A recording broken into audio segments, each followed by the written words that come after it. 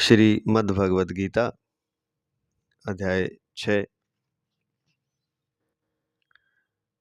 श्लोक 4 संबंध। योगारूढ़ कौन होता है, इसका उत्तर आगे के श्लोक में देते हैं। यदा हीनेन्द्रियार्थेषु न कर्मस्वनुषज्यते सर्वसंकल्पसन्न्यासी योगारूढ़स्तदोच्यते।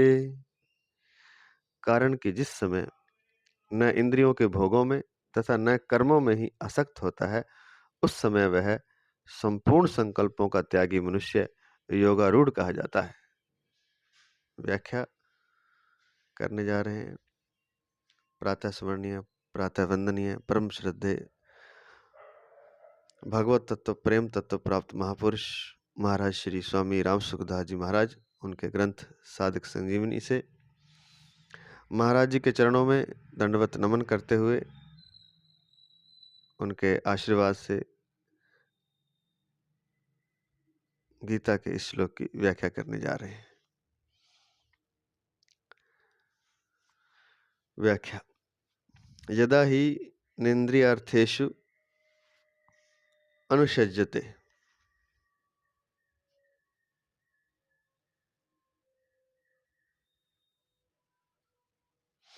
साधक इंद्रियों के अर्थों में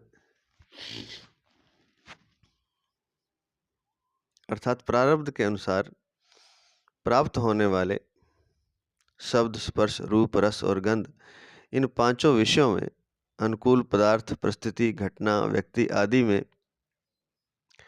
और शरीर के आराम, मान बढ़ाई आदि में आसक्ति न करे, इनका भोग बुद्धि से भोग न करे, इनमें राजी ना हो, प्रत्युत यह अनुभव करे कि ये सब विषय पदार्थ आदि आए हैं और प्रतिक्षण चले जा रहे हैं, ये आने जाने वाले और अनित्य हैं, फिर इनमें क्या राजी हो, ऐसा अनुभव करके इनसे निर्लेप रहे।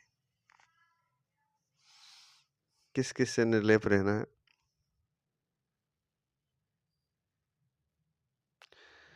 शब्द, स्पर्श, रस, रूप, गंध, पांच विषयों से। अनुकूल पदार्थ या परिस्थिति या घटना या व्यक्ति आदि में,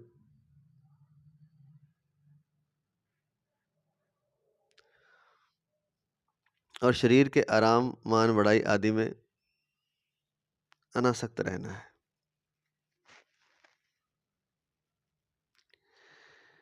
इंद्रियों के भोगों में आसक्त न होने का साधन है इच्छा पूर्ति का सुख न लेना। जैसे कोई मनचाही बात हो जाए, मनचाही वस्तु, व्यक्ति, परिस्थिति, घटना आदि मिल जाए और जिसको नहीं चाहता वह ना हो, तो मनुष्य उसमें राजी अर्थात प्रसन्न हो जाता है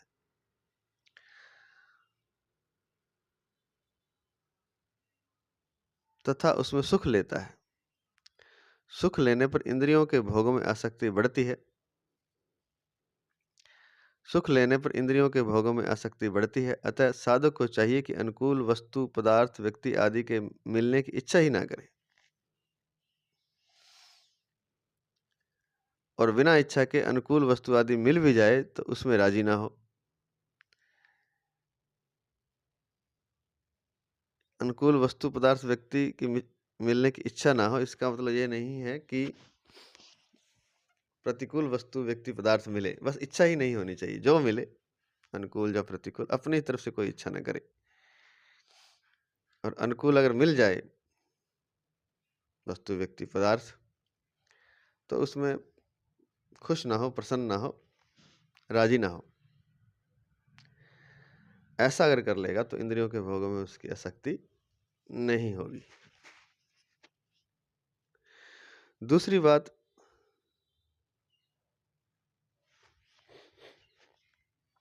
मनुष्य के पास अनुकूल चीजें न होने से यह उन चीजों का अभाव अनुभव करता है और उनके मिलने पर यह उनके अधीन हो जाता है।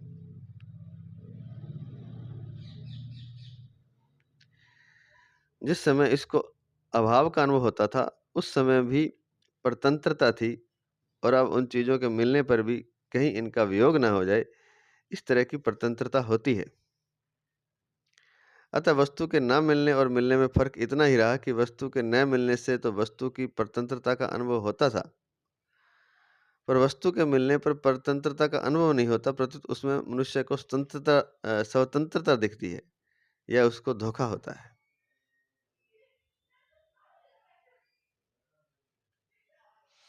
जैसे एक मकान नहीं था मान लीजिए किसी के पास, तो उसका अभाव उसे दिखाई देता था और एक परतंत्रता महसूस होती थी। गुलामी की किराए पर रहना पड़ता है।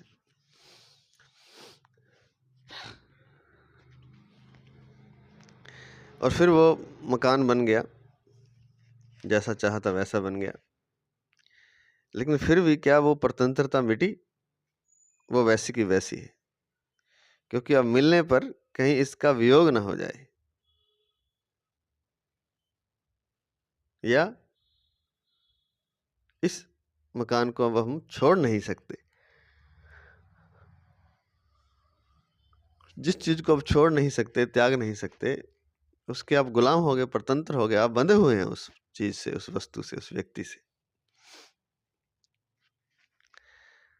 तो अतः वस्तु के न मिलने और मिलने में फर्क इतना ही रहा कि वस्तु के न मिलने से, अर्थात मकान के न मिलने से तो वस्तु की परतंत्रता का अनुभव होता था, पर वस्तु के मिलने पर, जैसे उदाहरण के लिए मकान के मिल जाने पर परतंत्रता का अनुभव नहीं होता, प्रस्तुत उसमें मनुष्य को स्वतंत्रता दिखती है। लेकिन जो मूढ़ बुद्धि है उसको लगता है कि अब मैं आज़ाद हो गया, स्वतंत्र हो गया, लेकिन अभी भी वो गुलाम है, परतंत्र है, क्योंकि मकान को ना तो वो त्याग सकता ना छोड़ सकता। तो परतंत्रता ज्यों की त्यों है, ज्यों की त्यों है, पर कईयों को भ्रमवश स्वतंत्रता दिखती है। जैसे कोई किसी के साथ विश्वासघात करता है, ऐसे ही अनुकूल परिस्थिति में राजी होने से मनुष्य अपने साथ विश्वासघात करता है। कारण कि यह मनुष्य अनुकूल परिस्थिति के अधीन हो जाता है, उसको भोगते भोगते इसका स्वभाव बिगड़ जाता है और बार बार सुख भोगने की कामना होने लगती है। यह सुख भोग की कामना ही इसके जन्म मरण का कारण बन जाती है।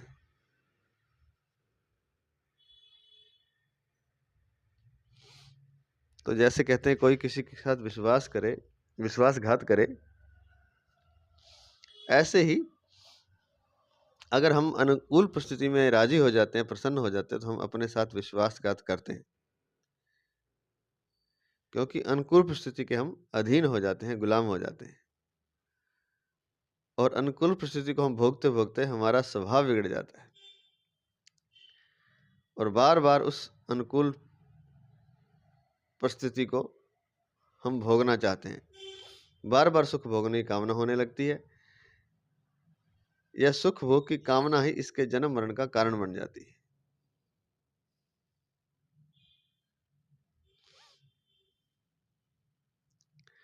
भोग चाहे वो किसी पदार्थ का है, किसी वस्तु का है, व्यक्ति का है,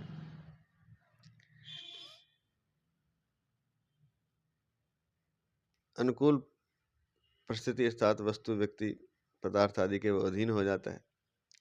उसको भोगते भोगते, क्योंकि जो वस्तु मिल गई उसका भोग तो करेगा, बार बार भोगता है उसको, तो उसका स्वभाव बिगड़ जाता है और बार बार सुख भोगने की कामना होने लगती है।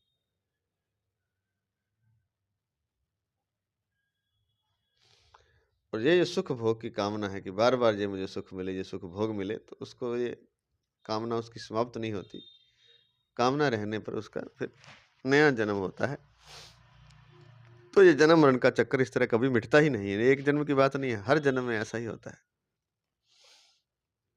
क्योंकि इस जन्म में हो रहा है, तो पहले भी हम पीछे के जन्मों में भी ऐसा ही कर चुके हैं। हमारी यह सुख भोग की कामना मिटी नहीं है, जो कि जन्म मरण का कारण बनी, और फिर हमने ये वर्तमान जन्म ले रखा है और अब भी नहीं मिट रही, तो आगे भी जन्म होगा।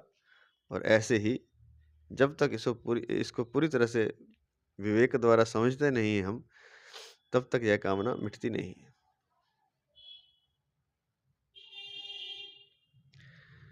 तात्पर्य यह हुआ कि अनुकूलता की इच्छा करना, आशा करना और अनुकूल विषय आदि में राजी होना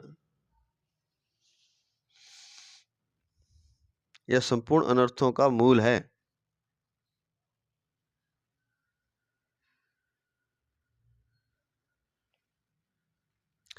इससे कोई सा भी अनर्थ पाप बाकी नहीं रहता।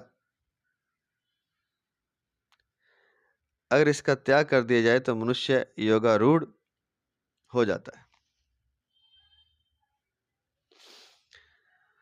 तो तात्पर्य ये है कि अनुकूलता की इच्छा करना,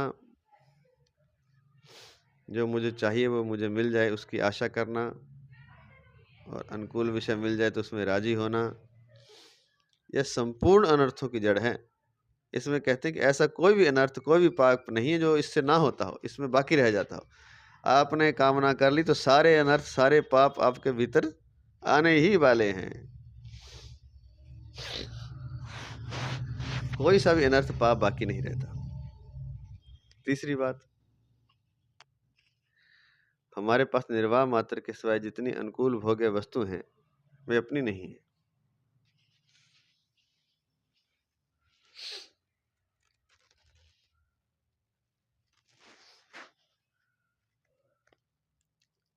जीवन निर्वाह के अलावा जितनी भी वस्तुएं हैं वो हमारी नहीं है। वे किसकी हैं इसका हमें पता नहीं, परंतु जब कोई अभावग्रस्त प्राणी मिल जाए तो उस सामग्री को उसी की समझकर उसके अर्पण कर देनी चाहिए। यह आपकी ही है ऐसा उसे कहना नहीं है, बस अर्पण कर देना है। और उसे देकर ऐसा मानना चाहिए कि निर्वाह से अतिरिक्त जो वस्तु मेरे पास पड़ी थी उस ऋण से मैं मुक्त हो गया हूं। तात्पर्य है कि निर्वाह से अतिरिक्त वस्तुओं को अपनी और अपने लिए न मानने से मनुष्य की भोगों में आसक्ति नहीं होती। अब अतिरिक्त वस्तुएं हमारे पास होती हैं, इकट्ठा करते रहते हैं हम। सोना एक बेड पर है, घर में 4 बेड पड़े हैं। पंखा एक चाहिए, घर में 10 पंखे लगे हुए हैं। अतिरिक्त वस्तुएं, पहनने के लिए 1 या 2 जोड़ी कपड़े चाहिए, अलमारी में 100 जोड़ी कपड़े पड़े हैं। पहनने के लिए जूता चप्पल एक चाहिए, 50 जोड़ी जूता चप्पल पड़े हैं। ऐसे ही अनेक वस्तुओं का संग्रह करके हम घर को भर लेते हैं। आने जाने के लिए एक साधन चाहिए, 2-3 साधन हैं घर में। एक गाड़ी चाहिए, 2-3 गाड़ियां हैं। एक बाइक चाहिए, 2-3 बाइक है, अलग अलग है सबकी। अब ये निर्वाह से बहुत अधिक है। निर्वाह के लिए तो एक कमरा चाहिए तो बड़ा मकान बना रखा है, 5-5 10-10 कमरे हैं। रहना 1-2 कमरों में ही है, ऐसे ही दिखाने के लिए। अब कहते हैं महाराज जी कि जो निर्वाह से अधिक है उसको अपनी ना समझे। अब है नहीं आपकी और किसकी है ये पता नहीं, परंतु जो अभावग्रस्त मिल जाए, जिसके पास वो चीज नहीं है, जिसको उसकी जरूरत है, उसको चुपचाप दे दें। और उससे ऐसा भी नहीं कहना कि ये आपकी ही है, आप ले लो, बस दे के हट जाएं।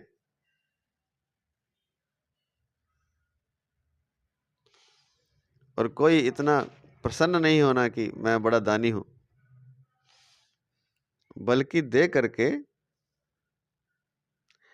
ऐसा मानना चाहिए कि मैं उस ऋण से मुक्त हो गया हूं। तो यह बहुत बड़ी बात है, अगर कोई कर सके तो। यह भी एक भी नहीं, यह एक साधना है। यही तो कर्म योग है। निर्वाह कितना है? हम एक बार महाराज जी के साथ, कई साल पहले की बात,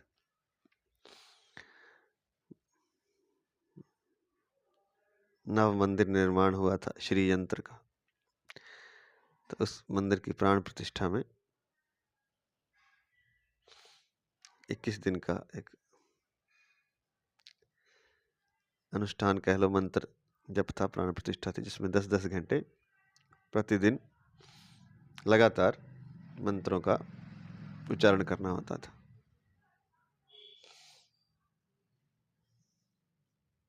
तो हमने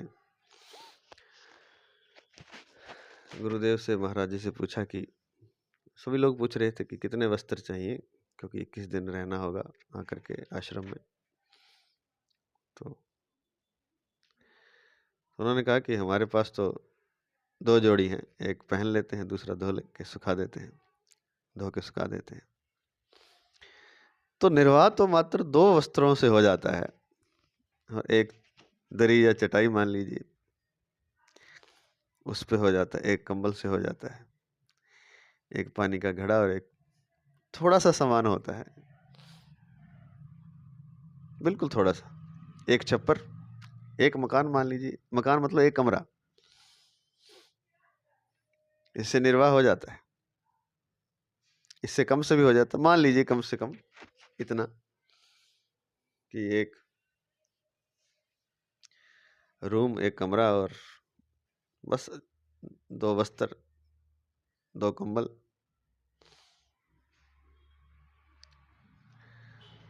एक चारपाई या एक चटाई, बहुत आधुनिक कोई करे तो एक सिंगल बेड मान लीजिए, थोड़ा सा भोजन का सामान, 1-2 बर्तन खाने बनाने के लिए, 2-4 बर्तन बस काफी। खाने का भी क्या, 2 रोटी, 1 गिलास दूध मान लीजिए एक समय, ये निर्वाह है। इससे निर्वाह हो जाता, बढ़िया से हो जाता है, ऐसा नहीं है, अच्छे से। लेकिन हम देखें हमारे पास कितनी वस्तुएं हैं, कितना हम निर्वाह के अतिरिक्त हमने इकट्ठा कर रखा है। बड़ा मकान है, फिर एक मकान नहीं, 2-3 मकान है, 5-4 प्लॉट हैं, गाड़ी है, बच्चे विदेश रहते हैं, बहुत कुछ इधर उधर इतना फैला लेता है मनुष्य, फिर उनको संभालने के लिए कभी इंडिया जा रहा है, कभी ऑस्ट्रेलिया जा रहा है, कभी कनाडा जा रहा है, एक बच्चा ऑस्ट्रेलिया रहता है, एक कनाडा रहता है, अब उनके बच्चों को भी, उनको भी संभालना जा करके, बच्चों की चिंता बड़ी है। युवा हो गए हैं, नौकरी करते हैं, कई साल हो गए, फिर भी भाग भाग के मेरे बच्चे, मेरे बच्चे, मतलब ये निर्वाह से बहुत ज़्यादा अधिक हो गया। जिसने साधना करनी है उसको इतना मोह भी नहीं करना, करना ही नहीं मोह तो, और अपना निर्वाह करना है, और बाकी जो है उसको भैया दूसरों को दे दो।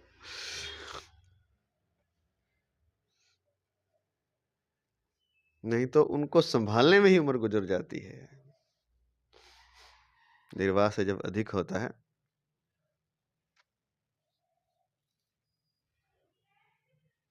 बड़ा मुश्किल है इस बात को समझना।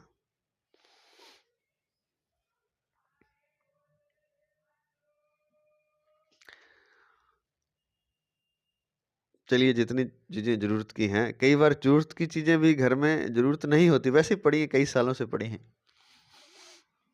उनका कभी उपयोग ही नहीं किया, उनको भी नहीं देता है, उनको भी रखे रखता है, जंग लग जाता है, वस्त्र खराब हो जाते हैं पड़े पड़े, साड़ियाँ अलमारी में पड़ी पड़ी,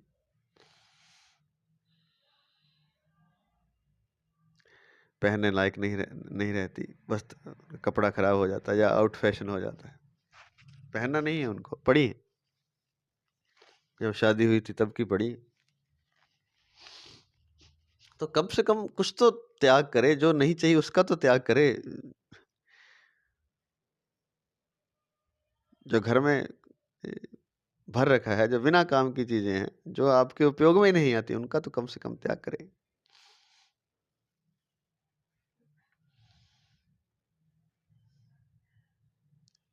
तात्पर्य है कि निर्वाह से अतिरिक्त वस्तुओं को अपनी और अपने लिए न मानने से मनुष्य की भोगों में आसक्ति नहीं होती, नहीं तो उनमें फंसा रहता है, भोग आदि में, भोग में, ममता में, पदार्थों से मोह में, मेरी, मेरा, ये वस्तु मेरी है, ये रिश्ता मेरा है, ये पुत्र मेरा है, ये सब इस तरह से रिश्ते नाते मेरे हैं, पति मेरा है, पत्नी मेरी है, सोफा मेरा है, बेड मेरा है, मकान मेरा है। मेरा वस्तुतः यहाँ कुछ नहीं,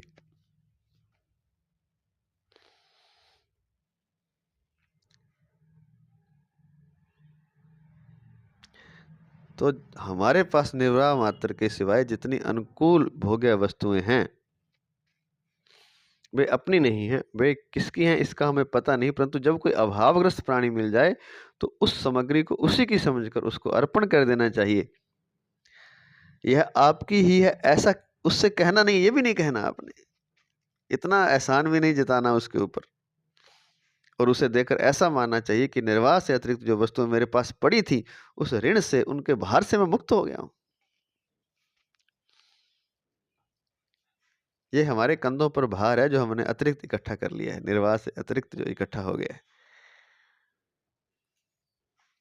तात्पर्य है कि निर्वाह से अतिरिक्त वस्तुओं को अपनी और अपने लिए न मानने से मनुष्य की भोगों में आसक्ति नहीं होती।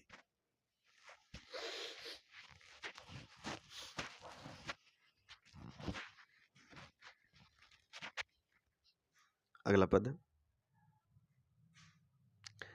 न कर्मस्वनुष्जद न कर्मस्व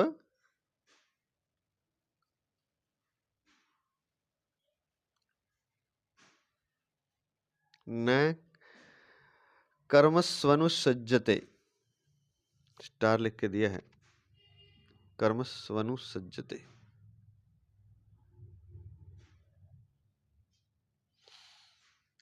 यहां कर्मसु पद बहुवचन है, जिसका तात्पर्य है कि आसक्त पुरुषों में अनेक कर्मों की और उनके फलों की इच्छा रहती है, परंतु 18वें अध्याय के 45वें श्लोक में कर्मणि पद एक वचन है, जिसका तात्पर्य है कि आसक्ति रहित पुरुष के द्वारा कर्म तो अनेक होते हैं पर उसमें कर्तव्य बुद्धि एक ही रहती है। किसमें? जिसकी आसक्ति समाप्त होगी। आसक्ति रहित पुरुष के तो काम तो वो भी अनेक प्रकार के करता है, परंतु कर्तव्य बुद्धि उसमें एक रहती है, और जो आसक्त पुरुष है उसके तो अनेक कर्म होते हैं और अनेक फल चाहता है, अलग अलग कर्मों से अलग अलग फल चाहता है, अनेक अलग अलग कर्मों की उसमें आसक्ति होती है कर्म करने की। तो पद है न कर्मस्वनु सज्जते,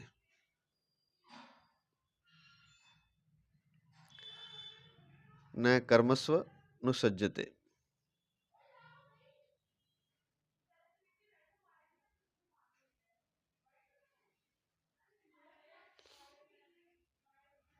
जैसे इंद्रियों के अर्थों में आसक्ति नहीं होनी चाहिए, ऐसे ही कर्मों में भी आसक्ति नहीं होनी चाहिए।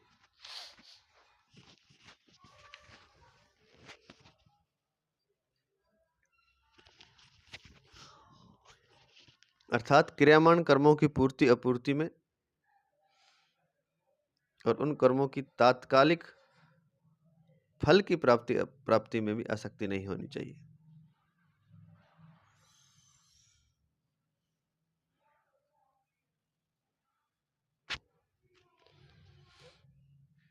कारण कि कर्म करने में भी एक राग होता है। कर्म ठीक तरह से हो जाता है तो उससे एक सुख मिलता है, और कर्म ठीक तरह से नहीं होता तो मन में एक दुख होता है। यह सुख दुख का होना कर्म की आसक्ति है। अतः साधक कर्म तो विधि पूर्वक और तत्परता से करे, पर उसमें आसक्त न होकर सावधानी पूर्वक निर्लिप्त रहे कि ये तो आने जाने वाले हैं और हम नित्य निरंतर रहने वाले हैं, अतः इनके होने ना होने से, आने जाने से हमारे में क्या फर्क पड़ता है।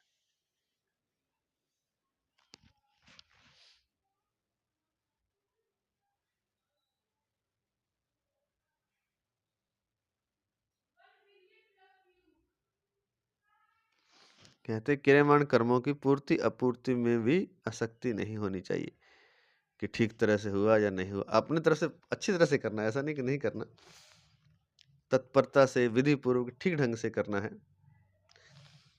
लेकिन ये आसक्ति नहीं होनी चाहिए, क्योंकि कर्म ठीक तरह से होता है तो सुख मिलता है, कर्म ठीक तरह से होता है तो सुख मिलता है, और कर्म ठीक तरह से नहीं होता तो मन में एक दुख होता है। तो फिर यह सुख दुख का होना ही कर्म की आसक्ति है, तो उससे मुक्त होना है। कर्मों में आसक्ति होने की पहचान क्या है? अगर क्रियामाण वर्तमान में किए जाने वाले कर्मों की पूर्ति अपूर्ति में और उनसे मिलने वाले तात्कालिक फल की प्राप्ति और अप्राप्ति में अर्थात सिद्धि असिद्धि में मनुष्य निर्विकार नहीं रहता, प्रत्युत उसके अंतःकरण में हर्ष शोक आदि विकार होते हैं, तो समझना चाहिए कि उसकी कर्मों में और उसके तात्कालिक फल में आसक्ति रह गई है। बहुत ही अच्छी बात बता रहे हैं कि जब हम कर्म करते हैं तो कर्म की पूर्ति अपूर्ति अर्थात कर्म पूरी तरह से ठीक तरह से हुआ या नहीं हुआ, इससे भी हम सुखी दुखी होते हैं, तो इससे हमें मुक्त होना है। इसका मतलब ये नहीं होता कि कर्म ठीक ढंग से नहीं करना, कर्म तो ठीक ढंग से करना है, पूरी कोशिश करनी है, तत्परता से विधि पूर्वक करना है, पर पूर्ति अपूर्ति में निर्विकार रहना है। अगर उसमें भी हम हर्ष शोक कर रहे हैं तो हम फिर बंध गए। तो समझना चाहिए कि उसकी कर्मों में और उसके कर्मों में उसकी आसक्ति रह गई है। अगर पूर्ति अपूर्ति में वो हर्ष शोक करता है, सुख दुख मनाता है, और सिद्धि असिद्धि में प्राप्ति अप्राप्ति में फल की जो प्राप्ति हो रही है, सही से मिला कि नहीं मिला, जो आपने काम किया था उसका फल वैसा आया या नहीं आया, तो अगर उसमें हर्ष शोक हो रहा है तो इसका मतलब है कि उनके तात्कालिक फल में आसक्ति रह गई है। ये बहुत ही समझने वाली बात है। जैसे कोई कर्म किया, कोई मान लीजिए किसी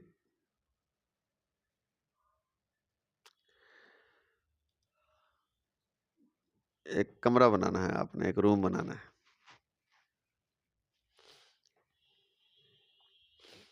अब आपने तो पूरी कोशिश की लेकिन थोड़ी दीवार मान लीजिए हल्की फुल्की सही से सीधी नहीं बनी, या प्लास्टर उस पर ठीक नहीं हुआ,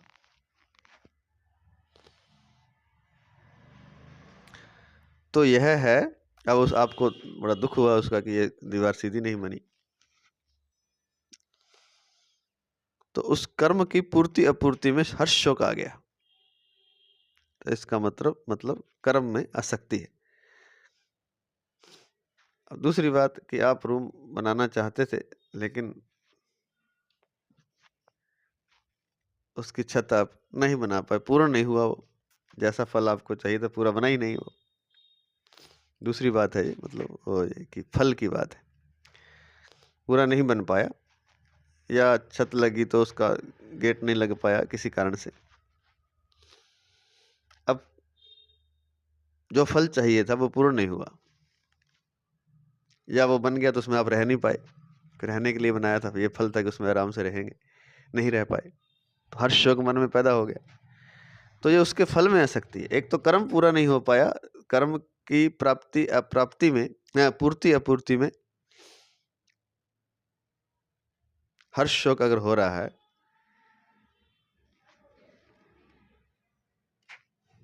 तो भी सही से कर्म नहीं हुआ, मतलब उसमें आसक्ति रह गई, निर्विकार निष्काम कर्म नहीं हुआ, और फल अगर आया है उसका और फल उसका अनुकूल नहीं आया तो हर्ष शोक हो रहा है, या अनुकूल आ गया तो प्रसन्नता हो रही है, तो इसका मतलब उसके तात्कालिक फल में आसक्ति रह गई है। आपको आसक्ति रहित होना है, तो ये बहुत जरूरी है, क्योंकि जब भी हम कर्म करते हैं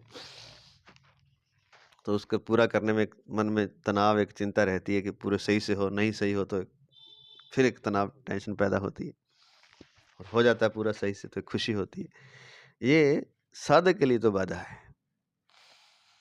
और फिर उस कर्म का फल जो है, फल सही से नहीं आए, आपके अनुकूल नहीं आए तो दुख होता है, अनुकूल आ जाए तो खुशी होती है। तो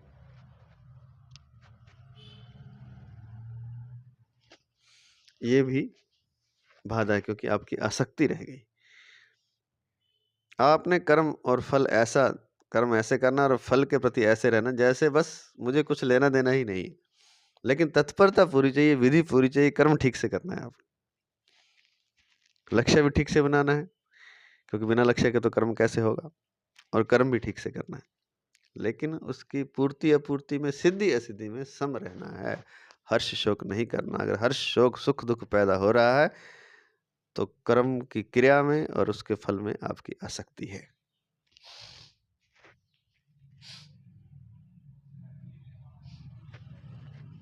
इंद्रियों के अर्थों में और कर्मों में आसक्त न होने का तात्पर्य यह हुआ कि स्वयं जो हमारा स्वरूप है, स्वयं अर्थात स्वरूप चिन्मय परमात्मा का अंश होने से नित्य अपरिवर्तनशील है और पदार्थ तथा क्रियाएं प्रकृति का कार्य होने से नित्य निरंतर बदलते रहते हैं। परंतु जब स्वयं उन परिवर्तनशील पदार्थों और क्रियाओं में आसक्त हो जाता है तब यह उनके अधीन हो जाता है और बार बार जन्म मरण रूप महान दुखों का अनुभव करता है। ये कारण बता रहे हैं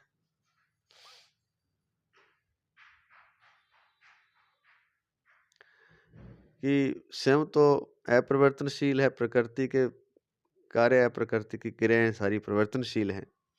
जब उन परिवर्तनशील पदार्थों में क्रियाओं में आसक्त हो जाता है तब वह उसके अधीन हो जाता है और फिर बार बार जन्म मरण रूप महान दुखों का अनुभव करता रहता है। महान दुखों का अनुभव करता है बार बार। उन पदार्थों और क्रियाओं से अर्थात प्रकृति से सर्वथा मुक्त होने के लिए भगवान ने दो विभाग बताए हैं कि न तो इंद्रियों के अर्थों में अर्थात पदार्थों में आसक्ति करे और न कर्मों में और क्रियाओं में आसक्ति करे, कि कर्मों में अर्थात क्रियाओं में आसक्ति करे। ऐसा करने पर मनुष्य योगारूढ़ हो जाता है। इंद्रियों के अर्थों में अर्थात भोगों आदि में आसक्ति ना करे, वस्तु व्यक्ति पदार्थ आदि के, और फिर कर्मों अर्थात क्रियाओं में आसक्ति ना करे कि उसकी प्राप्ति या पूर्ति अपूर्ति में। ये दो चीजें कर लेगा, इंद्रियों के अर्थों में अर्थात पदार्थों में आसक्ति ना करे और न कर्मों में क्रियाओं में आसक्ति करे। ऐसा करने पर मनुष्य योगारूढ़ हो जाता है। यहाँ एक बात समझने की है कि क्रियाओं में प्रियता प्राय फल को लेकर ही होती है और फल होता है इंद्रियों के भोग।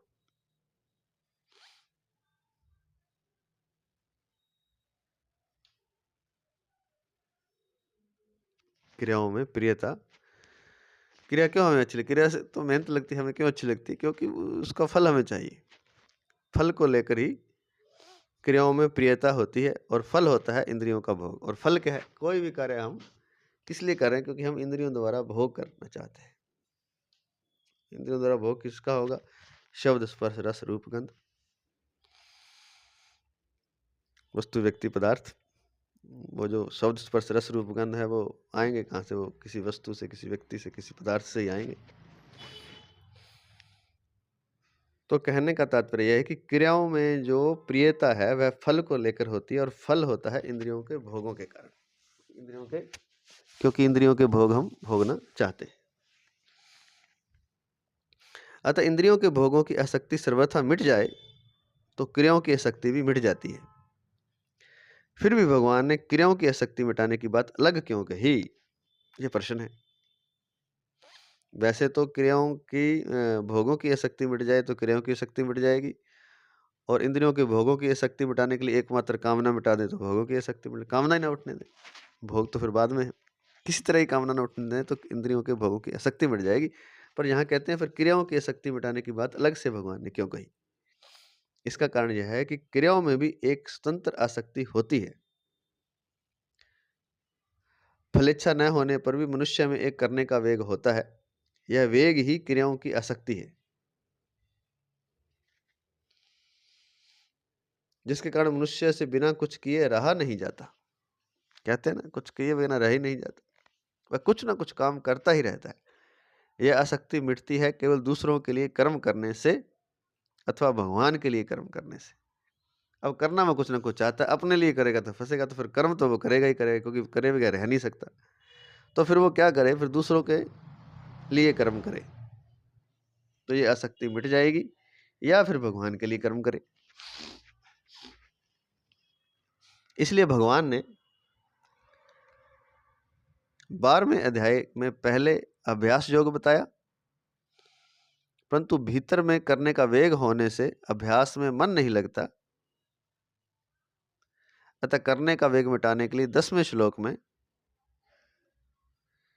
बताया कि साधक मेरे लिए ही कर्म करे। 12वें अध्याय का 10वां श्लोक। तो कहते हैं कि 12वें अध्याय में भगवान ने बताया कि परमात्मा को पाने का अभ्यास करें, परंतु अभ्यास में मन नहीं लगता क्योंकि भीतर में करने का वेग है। अतः फिर 10वें श्लोक में उसी अध्याय के 12वें अध्याय के 10वें श्लोक में बताया कि साधक फिर मेरे लिए कर्म करे, क्योंकि कर्मों का वेग है पहले, अभ्यास में मन नहीं लगता, तो फिर कर्म करे और कर्म मेरे लिए करे। तात्पर्य है कि परमार्थिक अभ्यास आदि करने में जिसका मन नहीं लगता और भीतर में कर्म करने का वेग अर्थात आसक्ति पड़ा है, तो वह भक्ति योग का साधक केवल भगवान के लिए ही कर्म करे।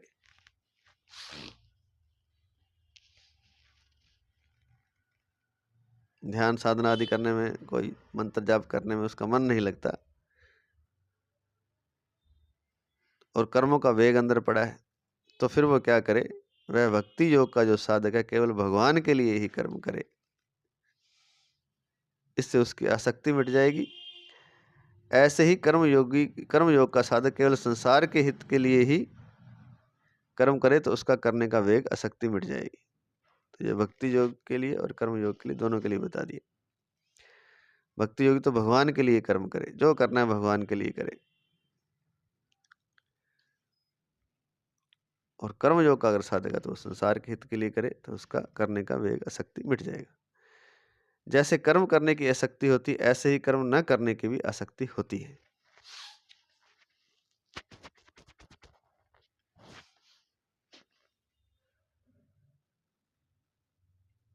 कर्म न करने की आसक्ति भी नहीं होनी चाहिए, क्योंकि कर्म न करने की आसक्ति आलस्य और प्रमाद पैदा करती है, जो कि तामसी वृत्ति है, और कर्म करने की आसक्ति व्यर्थ चेष्टाओं में लगाती है, जो कि राजसी वृत्ति है।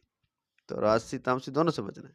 ज़्यादा कर्मों में डूबना नहीं है, और ऐसा नहीं कि बिल्कुल नहीं करना, सहज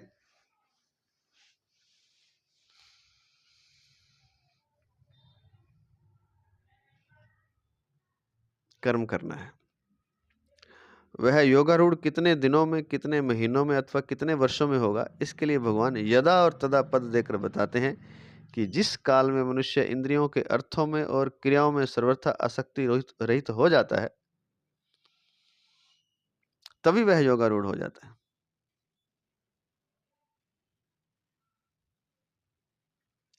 जैसे किसी ने यह निश्चय कर लिया कि मैं आज से कभी इच्छा पूर्ति का सुख नहीं लूंगा,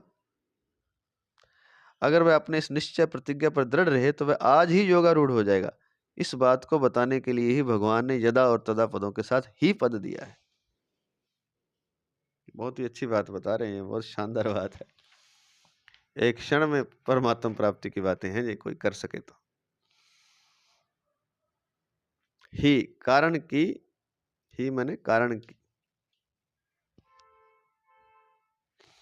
कि जिस समय न इंद्रियों के भोगों में तथा न कर्मों में ही आसक्त होता, उस समय वह संपूर्ण संकल्पों का त्यागी मनुष्य योगारूढ़ हो जाता है। तो महाराज जी ने स्पष्ट करके बता दिया कि अगर आज, कब, कितने महीने, कितने साल, कितने दिन, अगर वह अपने इस वो करे, वो जैसे कोई अगर दृढ़ निश्चय कर ले कि मैं आज से कभी इच्छा पूर्ति का सुख नहीं लूंगा, मेरी कोई इच्छा नहीं है और मुझे किसी इच्छा पूर्ति का सुख, इच्छा पूर्ति नहीं करनी और इच्छा पूर्ति से सुख लेना नहीं, अगर वह इस निश्चय पर दृढ़ रहे आज से ही, तो वह आज ही योगारूढ़ हो जाएगा, अभी ही योगारूढ़ हो जाएगा। इस बात को बताने के लिए ही भगवान ने यदा और तदा पदों के साथ ही पद दिया है। पदार्थों और क्रियाओं में आसक्ति करने और न करने में भगवान ने मनुष्य मात्र को यह स्वतंत्रता दी है कि तुम साक्षात मेरे अंश हो, और ये पदार्थ और क्रियाएं प्रकृति जन्य हैं। इनमें पदार्थ भी उत्पन्न और नष्ट होने वाले तथा क्रियाओं का भी आरंभ और अंत हो जाता है, अतः ये नित्य रहने वाले नहीं है, और तुम नित्य रहने वाले हो। तुम नित्य होकर भी अनित्य में फंस जाते हो, अनित्य में आसक्ति प्रियता कर लेते हो, इससे तुम्हारे हाथ कुछ नहीं लगता, केवल दुख ही दुख पाते रहते हो।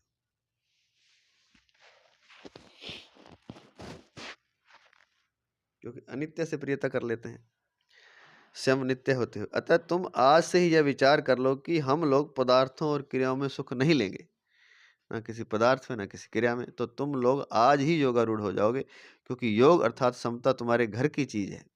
समता तुम्हारा स्वरूप है और स्वरूप सत्य है। सत्य का कभी अभाव नहीं होता और असत्य का कभी भाव नहीं होता। असत्य को जितना मर्जी आप कोशिश करें, भाव करें, उसका हो ही नहीं सकता। झूठ तो झूठ रहेगा, भ्रम तो भ्रम रहेगा, एक दिन टूटेगा।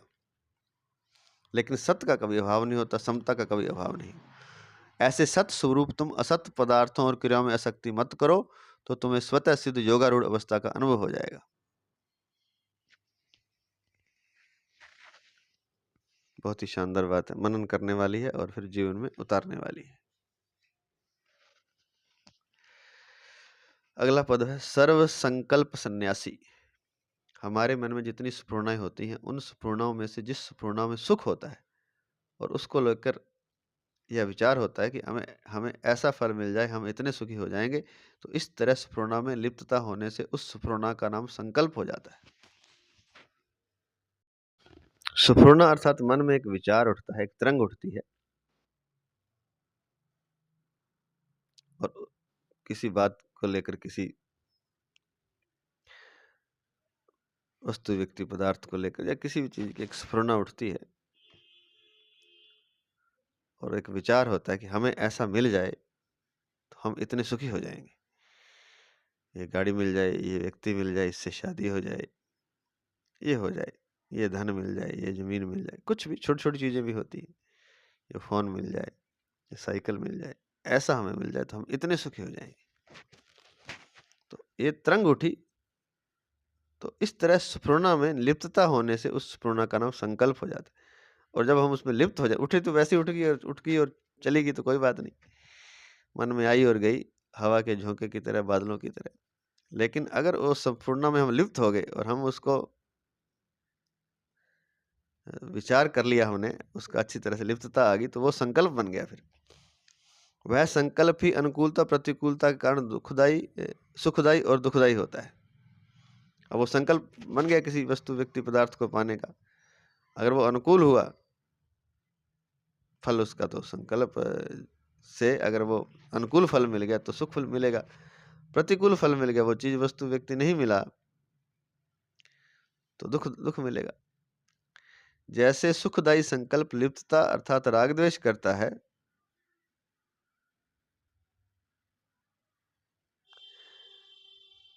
वैसे ही जैसे सुखदायी संकल्प लिप्तता राग द्वेष करता है, ऐसे ही दुखदायी संकल्प भी लिप्तता करता है।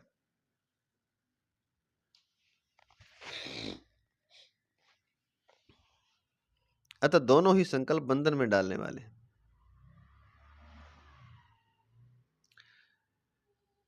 उनसे हानि के सिवाय कुछ लाभ नहीं है, क्योंकि संकल्प न तो अपने स्वरूप का बोध होने देता है, न दूसरों की सेवा करने देता है, न भगवान में प्रेम होने देता है, न भगवान में मन लगने देता है, न अपने नजदीक के कुटुंबियों के अनुकूल ही बनने देता है।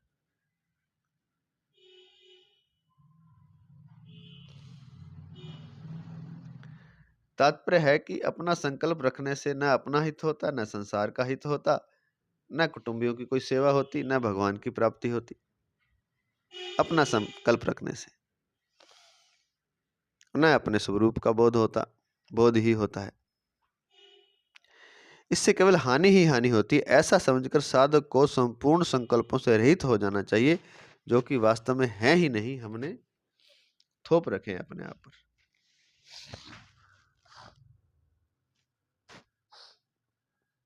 नहीं, ऐसा नहीं, ऐसा समझकर साधक को संपूर्ण संकल्पों से रहित हो जाना चाहिए, जो कि वास्तव में है ही,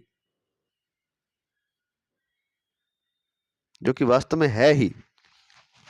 तो हमें संकल्पों से रहित हो जाना चाहिए, जो कि वास्तव में ऐसा ही, हमारे भीतर कोई संकल्प है ही नहीं, तो हमें संकल्पों से रहित हो जाना चाहिए।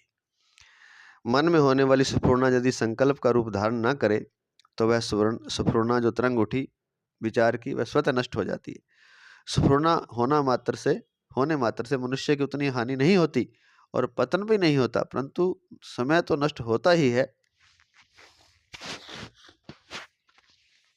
अतः वह स्फुरना भी त्याज्य है। पर संकल्पों का त्याग तो साधक को जरूर ही करना चाहिए। कारण कि संकल्पों का त्याग किए बिना अर्थात अपने मन की छोड़े बिना साधक योगारूढ़ नहीं होता। अपने मन की छोड़ देनी, मन की नहीं चाहिए, बस कुछ चाहिए नहीं। मन की छोड़े बिना साधक योगारूढ़ नहीं होता और योगारूढ़ हुए बिना परमात्मा की प्राप्ति नहीं होती, कृतकृत्यता नहीं होती, मनुष्य जन्म सार्थक नहीं होता, भगवान में प्रेम नहीं होता, दुखों का सर्वथा अंत नहीं होता। दूसरे श्लोक में तो भगवान ने व्यतिरेक रीति से कहा है कि संकल्पों का त्याग किए बिना मनुष्य कोई सा भी योगी नहीं होता, और यहाँ अन्वय रीति से कहते हैं कि संकल्पों का त्याग करने से मनुष्य योगारूढ़ हो जाता है।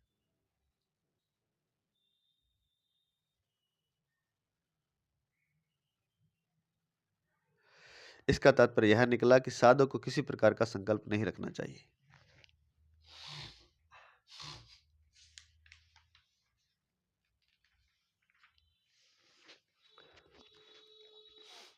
संकल्पों के त्याग के उपाय। 1, भगवान ने हमारे लिए अपनी तरफ से अंतिम जन्म मनुष्य जन्म दिया है। भगवान की तरफ से ये अंतिम जन्म है। अगर हम अपनी स्थिति को, अपने स्वरूप को पालेंगे तो, अगर नहीं तो फिर और दे देगा। उसने अंतिम जान के दिया है कि तुम इससे अपना उद्धार कर लो। अतः हमें मनुष्य जन्म के अमूल्य मुक्तिदायक समय को निरर्थक संकल्पों में बर्बाद नहीं करना है। ऐसा विचार करके संकल्पों को हटा दें। नंबर 2, कर्मयोग के साधक को अपने कर्तव्य का पालन करना है। कर्तव्य का संबंध वर्तमान से है, भूत भविष्य काल से नहीं, परंतु संकल्प विकल्प भूत और भविष्य काल के होते हैं, वर्तमान के नहीं। अतः साधक को अपने कर्तव्य का त्याग करके भूत भविष्य काल के संकल्प विकल्पों में नहीं फंसना चाहिए। प्रत्युत आसक्ति रहित होकर कर्तव्य कर्म करने में लग जाना चाहिए। गीता 3 अध्याय का 19वां श्लोक।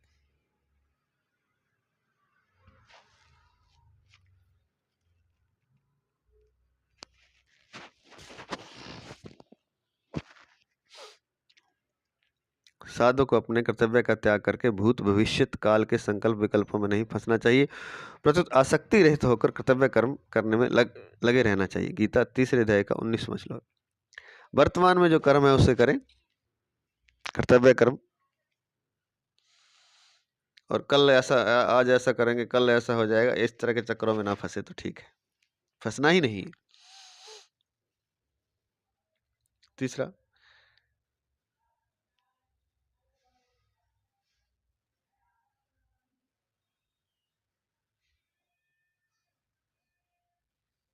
ज्ञान योग के साधक को इस बात पर दृढ़ रहना चाहिए कि वास्तव में सत्ता एक परमात्मा तत्व की ही है, संकल्पों की, संसार की सत्ता ही नहीं है। इसलिए कोई संकल्प आए तो वह उससे उदासीन रहे, उसमें राग करे न द्वेष। नंबर 4, भक्ति योग के साधक को विचार करना चाहिए कि मन में जितने भी संकल्प आते हैं वे प्राय भूतकाल के आते हैं जो कि अभी नहीं है, अथवा भविष्यत काल के आते हैं जो कि आगे होने वाला है। अर्थात जो अभी नहीं है, अतः जो अभी नहीं है उसके चिंतन में समय बर्बाद करना, और जो भगवान अभी हैं, अपने में हैं और अपने हैं, उनका चिंतन न करना यह कितनी बड़ी गलती है। ऐसा विचार करके संकल्पों को हटा दें। संकल्प तो आगे पीछे के हैं, भूत भविष्य के हैं, परमात्मा अभी है उसका तो चिंतन करते नहीं, और जो अभी आया नहीं है, जो जा चुका है उसका चिंतन करते रहते, तो कितनी बड़ी गलती कर रहे हैं कि जो वर्तमान में हमारे पास परमात्मा था उसको तो हम खो दिया, हीरे को तो हमने खो दिया, और जो भूत भविष्यवान है जो कि स्वप्न है, मात्र मिट्टी है, एक तरह से मिट्टी भी कुछ कीमत रखती है, उतनी भी कीमत नहीं है, उसकी हम चिंतन करते हैं, तो यह कितनी बड़ी गलती है। ऐसा विचार करके संकल्पों को हटा दें। अगला पद है योगारूढ़ तदोच्यते। सिद्धि स्थिति में सम रहने का नाम योग है। गीता 2 अध्याय का 48वां श्लोक। इस योग अर्थात समता पर आरूढ़ होना, स्थित होना ही योगारूढ़ होना है। योगारूढ़ होने पर परमात्मा की प्राप्ति हो जाती है। कहते हैं कि सिद्धि स्थिति में सम रहने का नाम योग है। समता बहुत बड़ा योग है। कहते हैं, हमने कल परसों पढ़ा है पद्म पुराण में कि मात्र समता आ जाने से उच्च लोकों में उसकी स्थिति हो जाती है। मात्र समता से, कुछ नहीं करना, मात्र सम रह जाए अगर वो, सिद्धि स्थिति में, लाभ हानि में, जीवन मृत्यु में, यश अपयश में अगर वो सम रह जाता है तो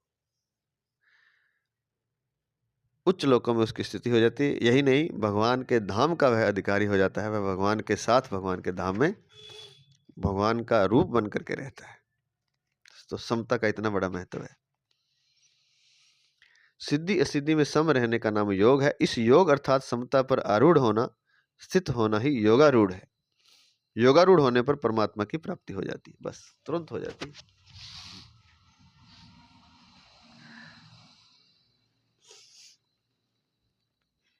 योगारूढ़ तुरंत हो जाता है। हो सकता है परमात्मा प्राप्ति में थोड़ा समय लग जाए, लेकिन तुरंत जब योगारूढ़ हो जाता है, सम रहते ही वह योगारूढ़ हो जाता है, और योगारूढ़ होने पर परमात्मा की प्राप्ति हो जाती है। दूसरे श्लोक में भगवान ने यह कहा था कि संकल्पों का त्याग किए बिना कोई सा भी योग सिद्ध नहीं होता।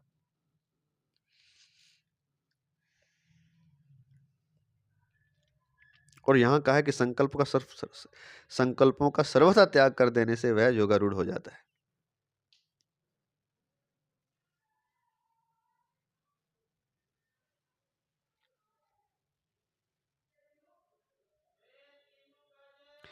इससे सिद्ध होता है कि सभी तरह के योगों से योगारूढ़ अवस्था प्राप्त होती है। यद्यपि यहाँ कर्म योग का ही प्रकरण है, पर संकल्पों का सर्वथा त्याग करने से योगारूढ़ अवस्था में सब एक हो जाते हैं। गीता 5वें अध्याय का 5वां श्लोक। योगारूढ़ अवस्था में कर्मयोगी भी एक हो जाता है और सांख्य योगी, ज्ञान योगी भी, क्योंकि संकल्पों का सर्वथा त्याग होता है।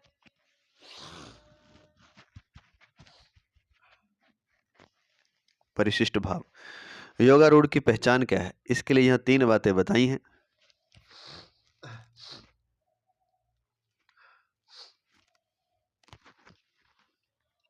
पदार्थों, वस्तुओं तथा व्यक्तियों में आसक्ति न होना,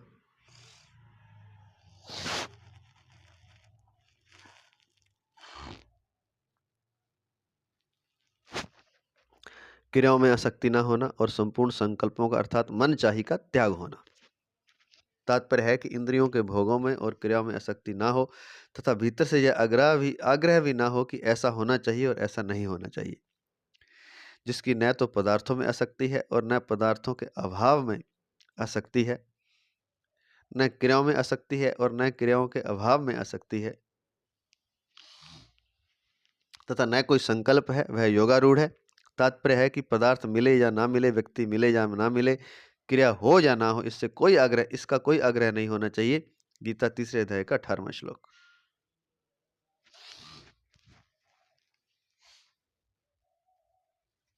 कोई पदार्थ मिले ना मिले, कोई व्यक्ति मिले या ना मिले, कोई क्रिया हो ना हो, अगर तीनों का आग्रह नहीं है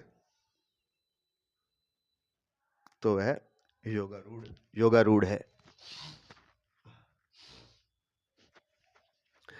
साधक को विचार करना चाहिए कि ऐसी कौन सी वस्तु है जो सदा हमारे पास रहेगी और हम सदा उसके पास रहेंगे। ऐसा कौन सा व्यक्ति है जो सदा हमारे साथ रहेगा और हम सदा उसके साथ रहेंगे। ऐसी कौन सी क्रिया है जिसको हम सदा करते रहेंगे और जो सदा हमसे होती रहेगी। सदा के लिए हमारे साथ न कोई वस्तु रहेगी, न कोई व्यक्ति रहेगा और न कोई क्रिया रहेगी। एक दिन हमें वस्तु, व्यक्ति और क्रिया से रहित होना ही पड़ेगा, पक्का होना पड़ेगा, मृत्यु में तो होना ही पड़ेगा। अगर हम वर्तमान में ही उनके वियोग को स्वीकार कर लें, उनसे असंग हो जाएं, तो जीवन मुक्ति स्वतः सिद्ध है। तात्पर्य है कि वस्तु, व्यक्ति और क्रिया का संयोग तो अनित्य है, पर वियोग नित्य है। नित्य को स्वीकार करने से नित्य तत्व की प्राप्ति हो जाती है और कोई अभाव शेष नहीं रहता।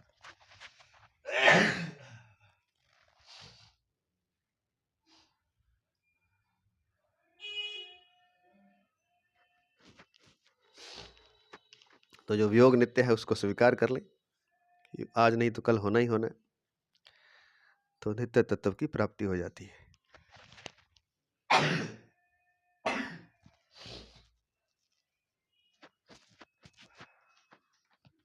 नित्य तत्व की प्राप्ति हो जाती है, कोई अभाव शेष नहीं रहता।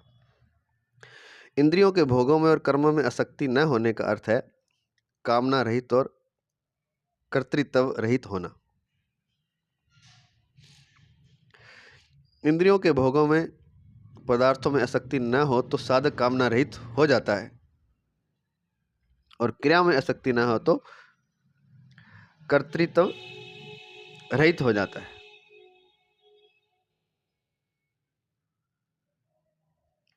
कामना रहित और कर्तृत्व रहित होने पर स्वरूप में स्वतः स्थिति हो जाती है। वास्तव में स्थिति होती नहीं, परंतु स्थिति है। परंतु कामना रहित और कर्तृत्व रहित न होने से इसका अनुभव नहीं होता। कामना और कर्तृत्व का अभाव होने पर स्वरूप में स्वतः सिद्ध स्थिति का अनुभव हो जाता है। जैसे लिखने के समय लेखनी को काम में लेते हैं और लिखना पूरा होते ही लेखनी को ज्यों का त्यों रख देते हैं, ऐसे ही साधक कार्य करते समय शरीर को काम में ले और कार्य पूरा होते ही उसको ज्यों का त्यों रख दे, अर्थात उससे असंग हो जाए, तो प्रत्येक क्रिया के बाद उसकी योग अर्थात समता में स्थिति होगी। प्रत्येक क्रिया के बाद अपने आप वो योग में स्थित हो जाएगा, समता में स्थित हो जाएगा। कार्य के समय तो उसका उपयोग ले और बाद में उसको रख दे, अपने आप योग समता में स्थिति उसकी होगी।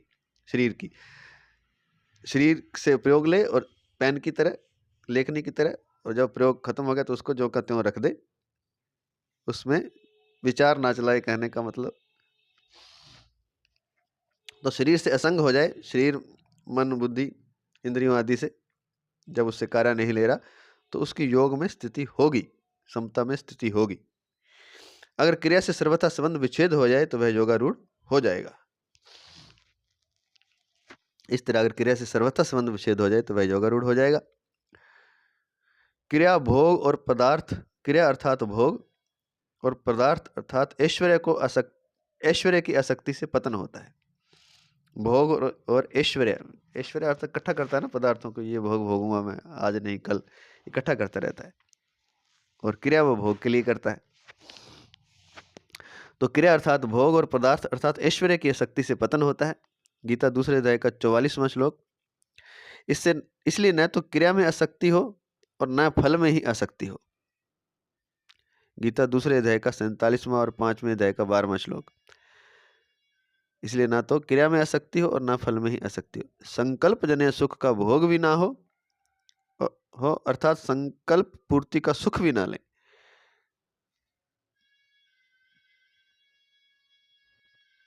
संकल्प जन्य सुख का भोग भी ना हो अर्थात संकल्प पूर्ति का सुख भी ना लें, चिंतन भी ना करें उस सुख का।